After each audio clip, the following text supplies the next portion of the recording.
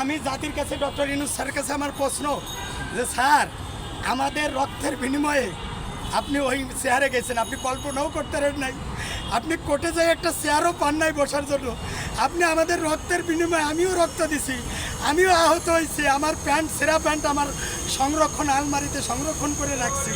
আমি ডক্টর ইউনূস স্যারকে বলবো স্যার আমাকে 32 ভাঙছি এই বিচার করতেছে আমারে, আর যে খুনি হাসিনা ছাত্রদেরকে মারলো, যে খুনি হাসিনা আয়না ঘরে নিয়ে হাজার হাজার মানুষকে আটকায় রাখলো, যে খুনি হাসিনা গুম করলো, তার বিচার আমরা এখনো দেখতে পারলাম না। কিন্তু পলাতক হাসিনা, এক হাসিনা পলাইছে, তার দোসরেরা কিন্তু পলায় নাই। তার দোসরেরা এক দোসর 50,000 টাকা দিছে ভাই এই হুজুরকে। সেই দোসরের নাম পরবর্তী ভিডিওতে বলবো।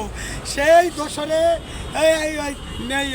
একটা তার একটা শেখ রাসেলের নামে একটা প্রতিষ্ঠানও আছে, সে ওইটা চালাইতো, শেখ হাসিনার সাথে তার যোগাযোগ, সে বিশাল বড় আওয়ামী লীগের নেতা।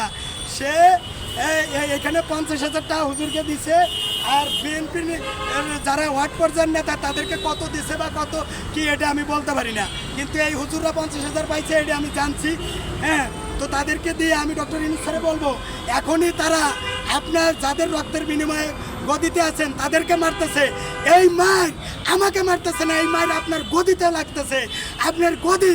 আপনি যদি এই বিচার না করেন, আজকে খান এম এ সিদ্দিককে বুদ্ধিজীবীতে নিয়ে বিভিন্ন ভুয়া পরিচয় দিয়ে ষড়যন্ত্র করে নিছে, আমি ওখানে নিচে গেছি, নাহলে আমার তারা পাইতো না, আমাকে মারলো। একসময় মামুনুল হকরা খুশি ছিল যখন জামাতের সাইদি সাহেবকে ধরছিল, মামুনুল হকরা খুশি ছিল। এখন যখন অন্য অন্য হুজুরদেরকে ধরছে তখন বুঝছে জ্বালাটা কি। এখন আমি খান এম এ সিদ্দিক, আমারে তো কোনো দোষ পায় না, পয়লা বৈশাখের বক্তব্য নিয়ে একটা দোষ বাইর করে আমারে মারছে, 32-এর ঝাল মিটাইছে। আমি